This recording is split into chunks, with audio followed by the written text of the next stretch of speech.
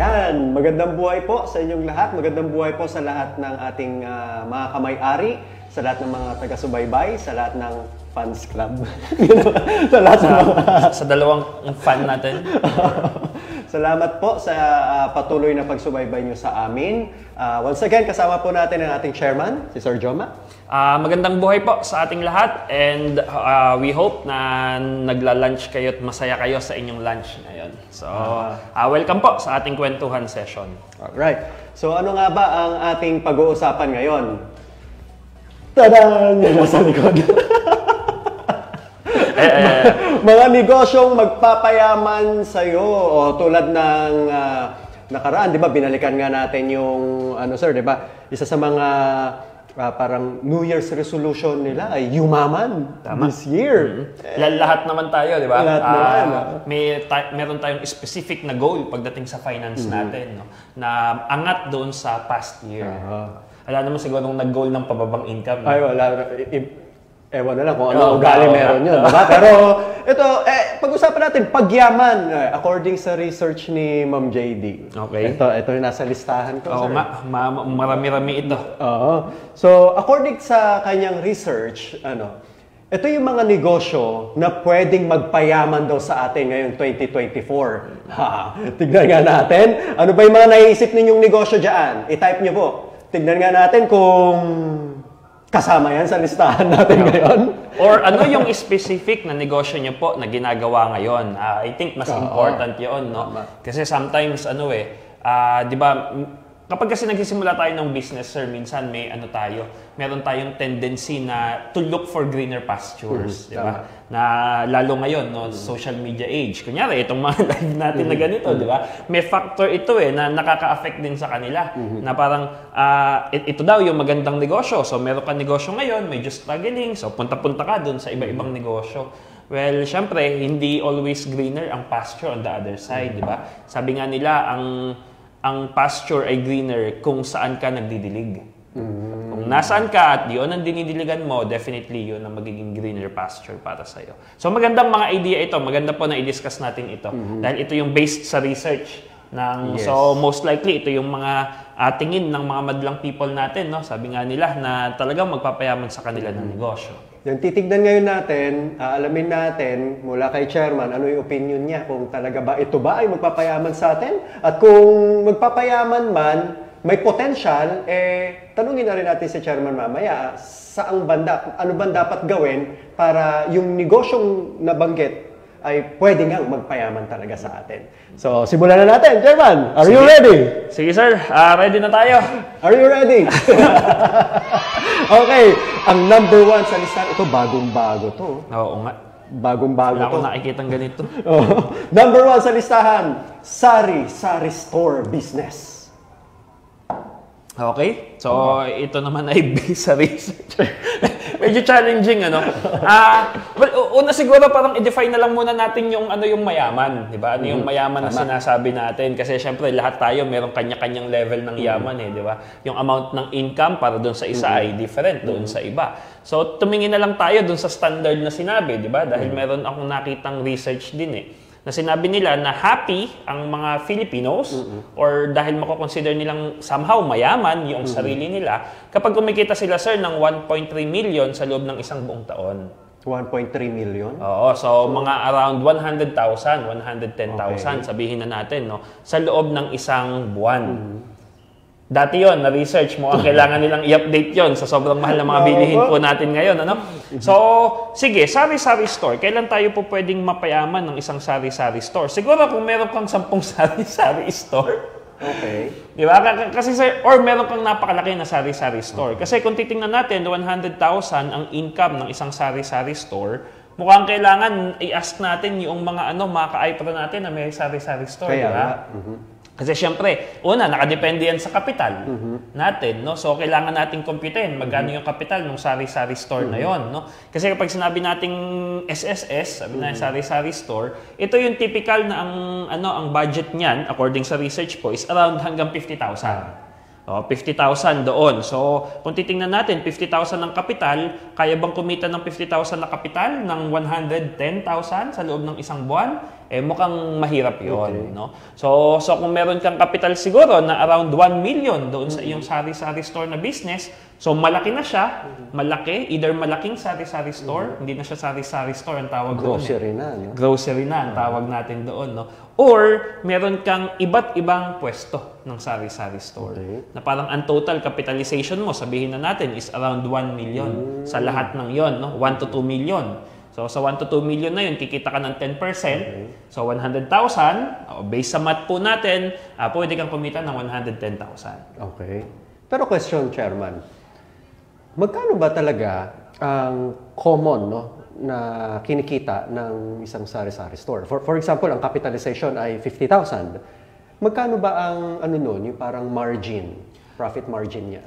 Tingin ko, sir, depende Pero depende sa lakas ng sari-sari store. Syempre, no? Kasi syempre yung mga ganitong pong mga negosyo, lalo na yung mga traditional na businesses, ang kailangan po natin dyan is location, di ba? Ang dami Oo, ang dami. 10 location na magaganda, di ba? I mean, ang factor na kailangan talaga natin i-consider dyan is the location.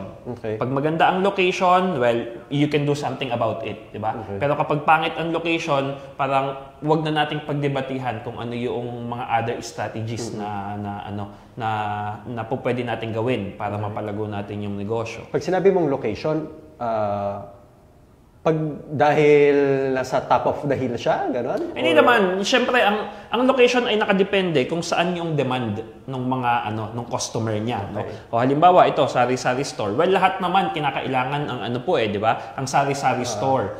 Pero ang main na purpose kasi ng sari-sari store ay syempre doon sa retail, para makatingi-tingi yung mga nagtitipid natin ng mga kababayan, di ba? At the same time, hindi lang yun, yung mga emergency na kailangan. Diba? O tayo, pumupunta tayo sa sari-sari store, di ba? O bakit? Kasi biglang naubusan ng shampoo. O alam naman bumiyahe ka pa. O andun lang sa katabi mo, no? So depende yun sa target market, and ang demand normally pagdating sa sari-sari store ay yung ganong type ng mga may pangbili. So ang sinasabi nating location ay halimbawa, ano ang mas maganda sa tingin nyo magiging sari-sari store? Yung malapit sa maraming tao o yung nasa liblib na lugar? Well, ala namang masama sa liblib na lugar, di ba? Pero kung titingnan natin, based sa numbers, syempre, mas maganda yung sari-sari store na maraming traffic. Okay. Maraming tao na nakikita siya, pumupunta sa kanya.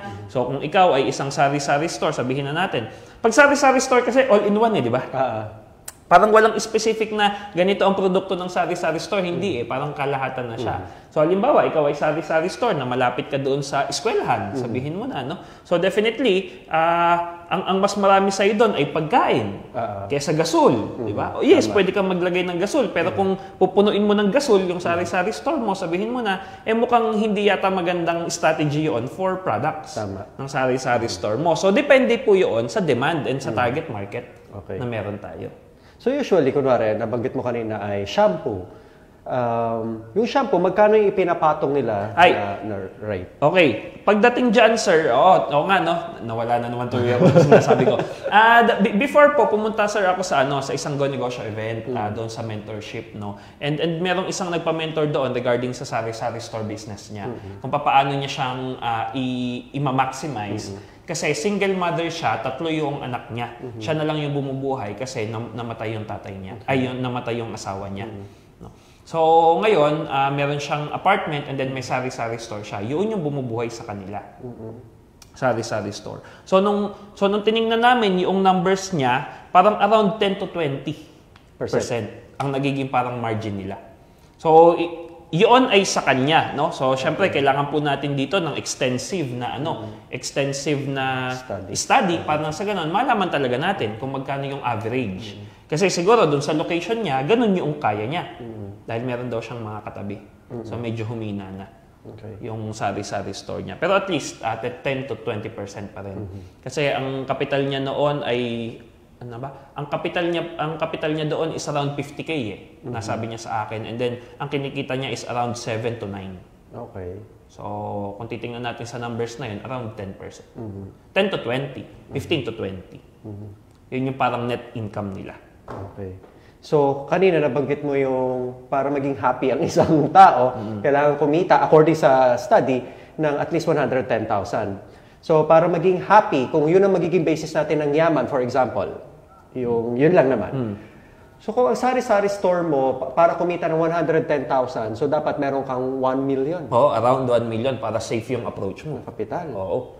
So, para kumita kang 10%. Dito, sa startup na capitalization ng, ayon sa research ni Madam JD, na around 10,000 to 50,000. So, 10% nito ay around 1,000, 5,000. Sabihin mo na, kung naka 50,000 ka, mga around 5,000 to 10,000 ang kikitain So, mo. hindi na to magiging masaya.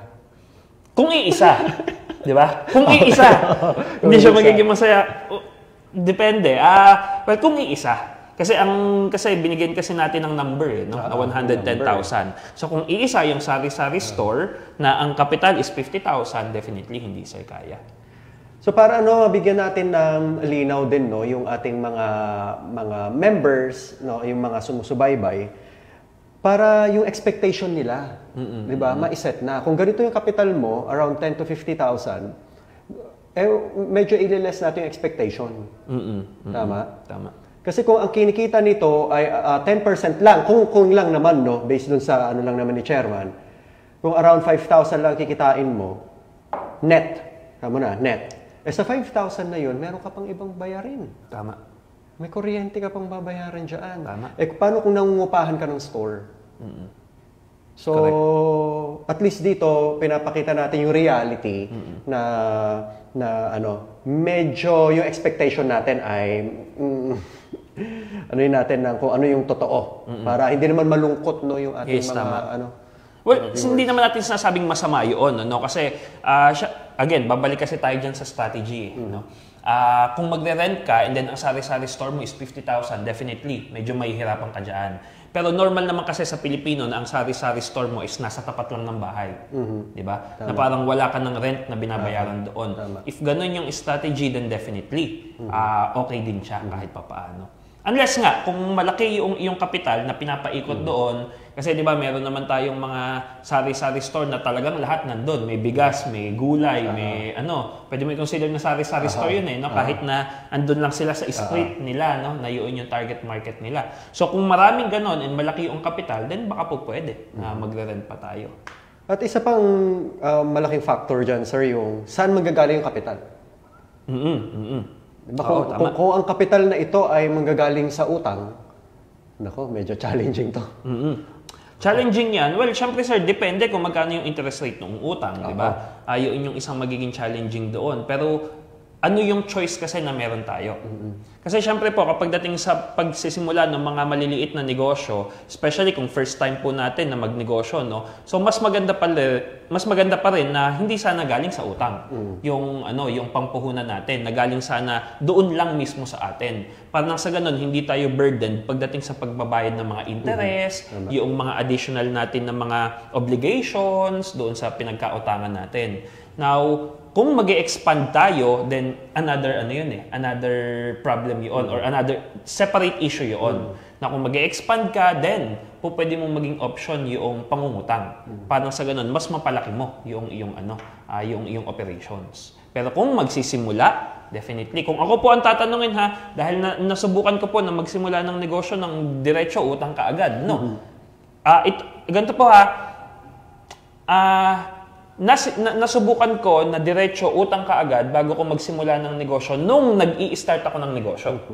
Iba kasi ang nag-i-start ng negosyo na may experience ka na sa mga ibang businesses, Kasi kung may experience na tayo and then may system na, alam mo na kung ano yung discarding gagawin mo, then definitely, hindi ako makikipag-debate doon sa may mga experience na, may knowledge na pagdating sa pagtatayo ng negosyo na sisimulan nila yung negosyo nila sa utang.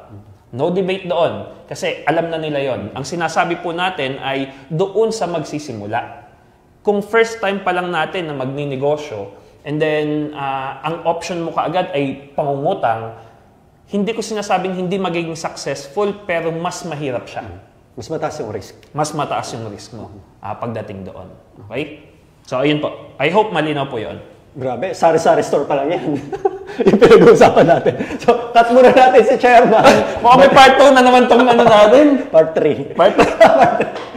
Cut muna natin si Chairman. Batiin muna natin ang mga nag-comment. Sir Gian, Carlo, magandang buhay po. si Sir Jason Darang. Uy, Sir Jay! Mag-i-start po ng ano yan? Ano yung gym? Oh, sa Viva. Ano to? Actor ka sa Viva. Uy, sir, baka naman may signed ano ka dyan, ha? Ano naman kami ng Sir autograph Jay. dyan. At saka pinaano niya yung legs niya. Pinalalakas niya talaga yung legs niya eh. Kasi meron siyang gagawin. Pinaano niya yung puwet at saka legs niya. Talagang pinagaganda niya. Hindi na ako magko-comment mo. Sabihan mo kami, Sir Jay, kung kailan i-release yung movie mo na yan. At talagang panonoorin nila yan. See you. Si Sir EJ, magandang buhay po, Sir EJ. Ayan, si Ma'am Ronslyn, magandang buhay po. Sunod-sunod po yung mga nagko-comment. Ayan, si Ma'am Arlie. Si Ma'am Arlie ay hipag ni Ma'am Rosaline Habanya. Okay. So, kaway-kaway po, Hello po. Ma'am Arlie from Laguna. Walang pasok siguro si Ma'am Arlie. Pa-share naman po ng live natin ngayon. Yes, Para sa ganun ay makatulong tayo dun sa iba natin. At kung sino yung mga lucky winner na nakapag-share, meron silang papalakpakan namin lahat ng mga nag-share. So, Ma'am Mean, magandang buhay. Magandang buhay po. Ayan, si Ma'am Mean, mag-i-start din ng gusto niya mag-start ng business niya. Yes, master yan eh. Oo nga. Iba yan, iba. Iba yan.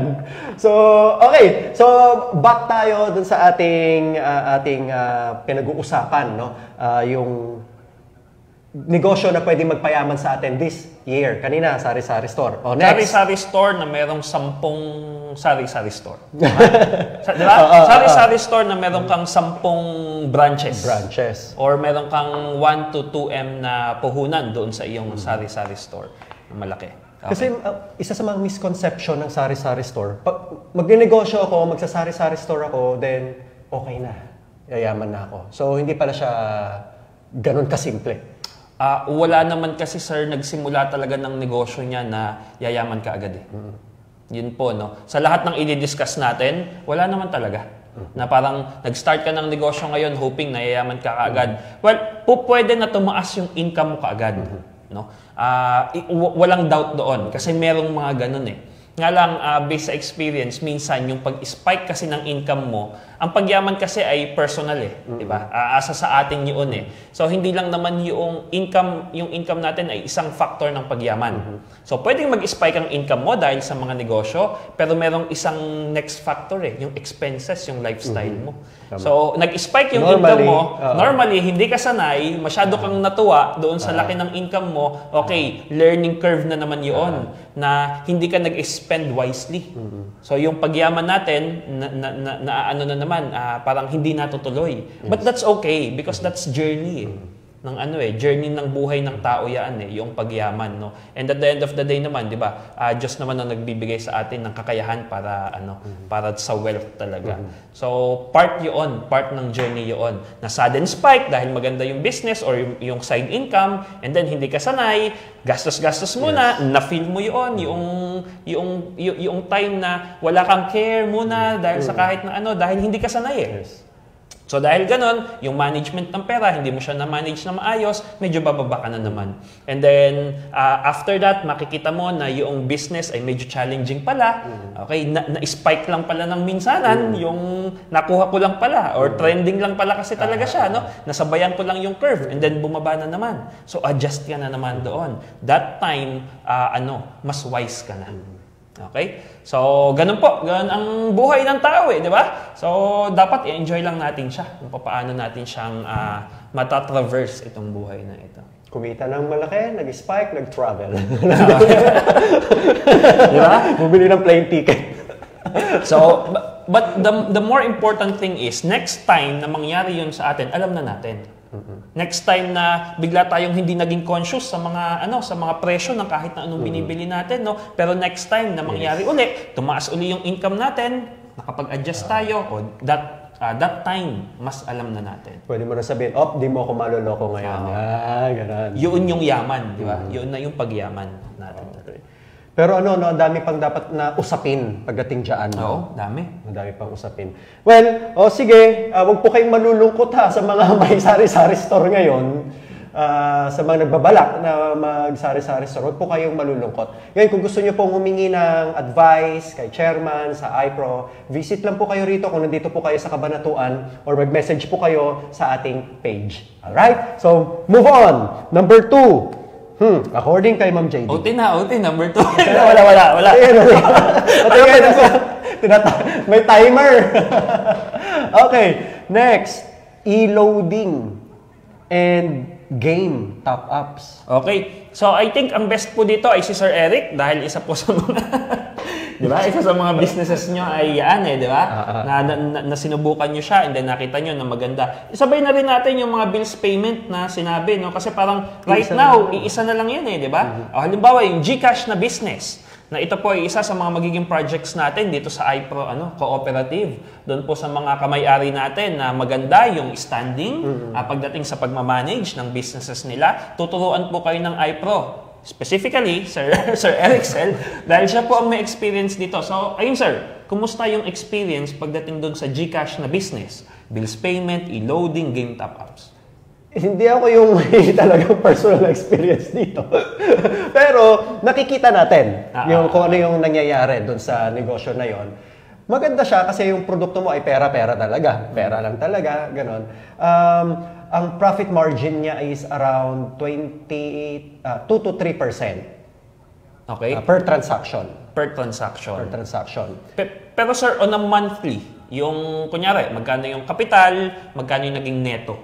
Sa kapital na sinimulan ni Mahal ay I think nasa 10K yon, 10,000 yung pinaiikot. Dumating sa point na kumita sila ng 8,000, mga ganyan. 7,000, mga ganon. So again, Mami!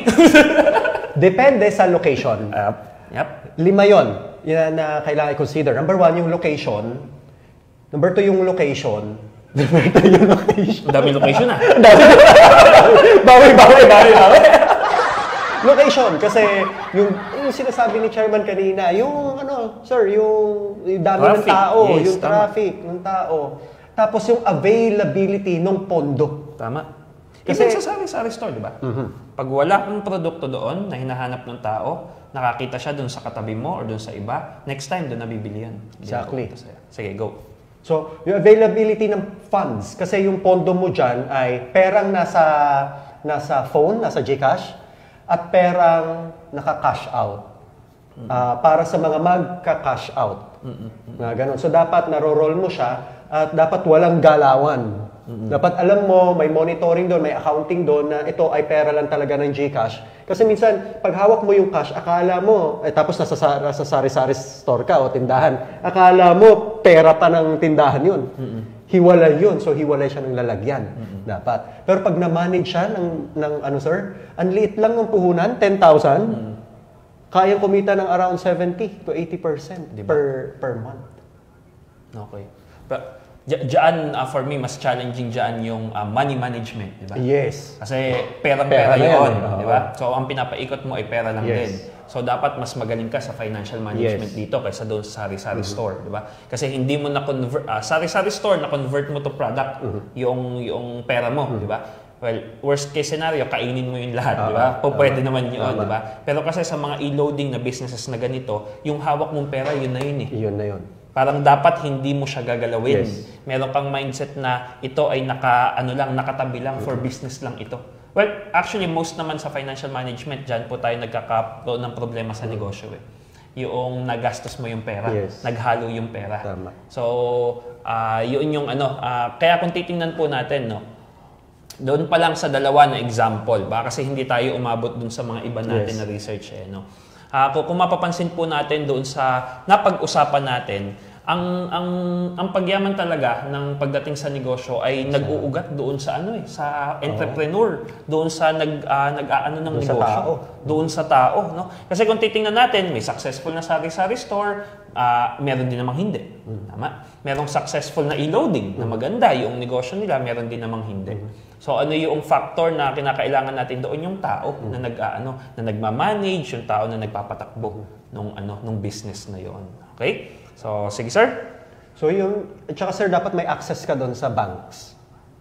Okay, yung online access sa banks, no? Kasi para nang sa ganun, yung mga pag-upload, ay ano yun?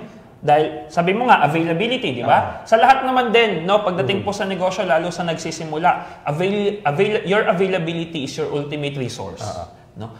Kahit saang aspect yan, kahit nasa sales ka, nasa negosyo ka, ang importante is parati kang nandun. No? Kapag kailangan ng customer, andun ka. Parang ganun. Even naman sa sports, di ba?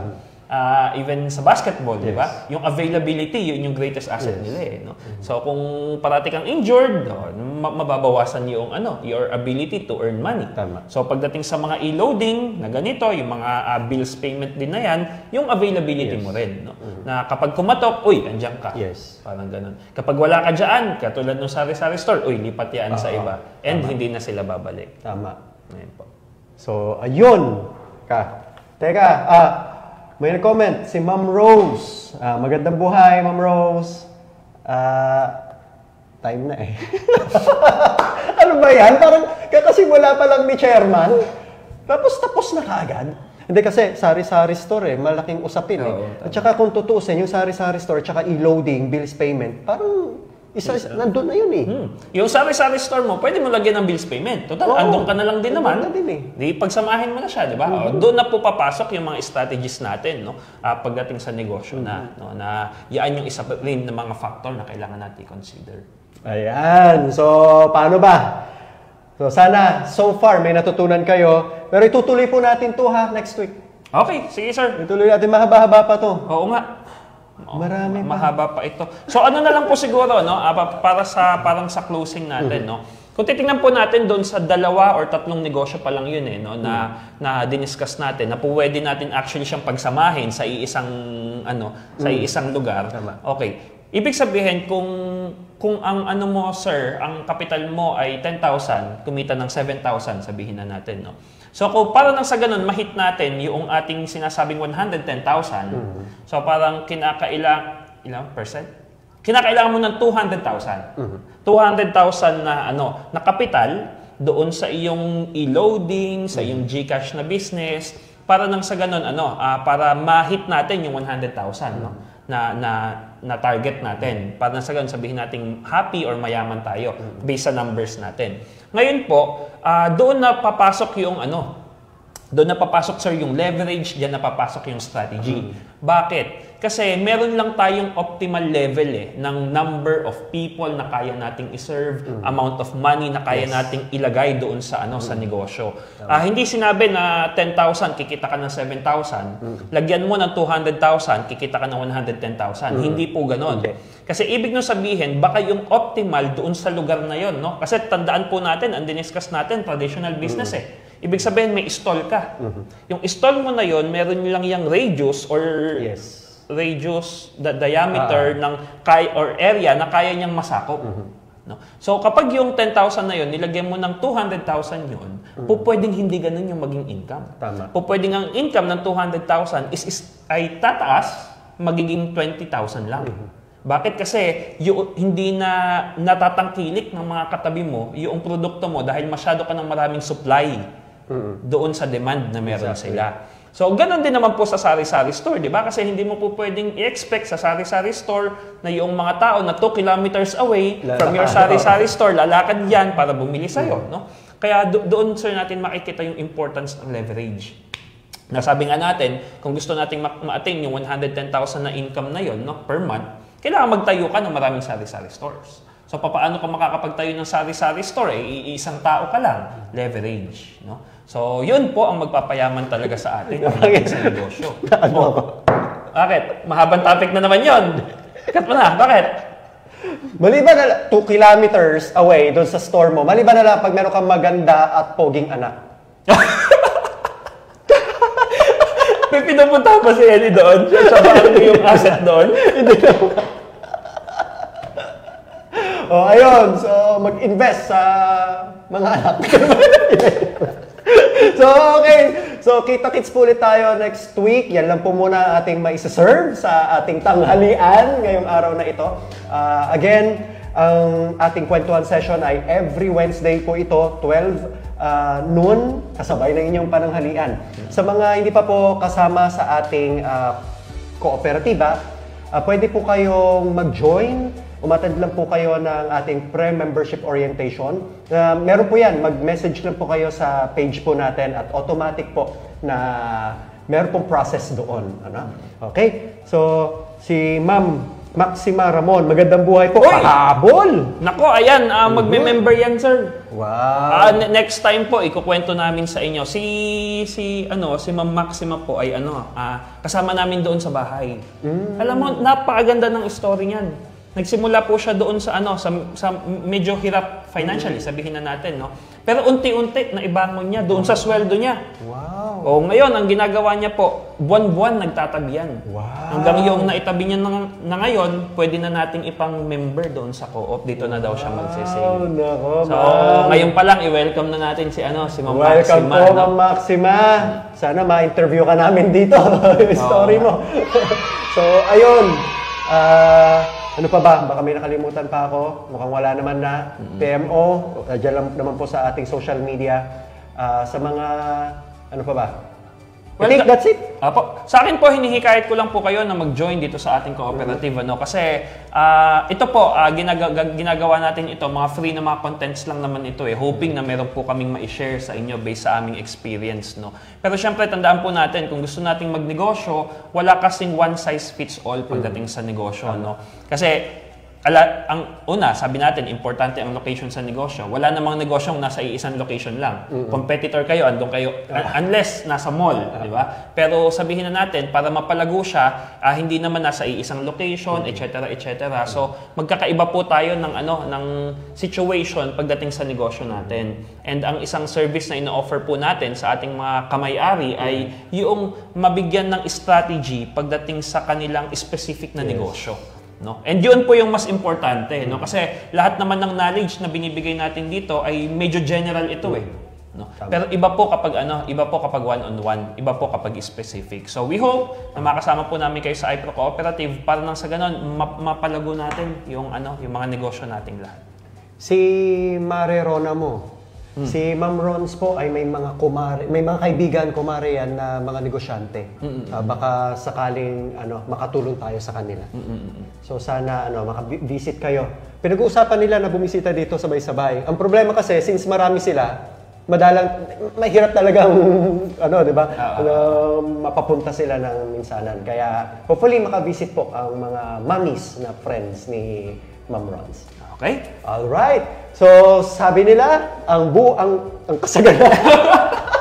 At lagi niyo pong tatandaan, ang kasaganaan ng buhay ay napagtutulungan. Magandang buhay! See you next week!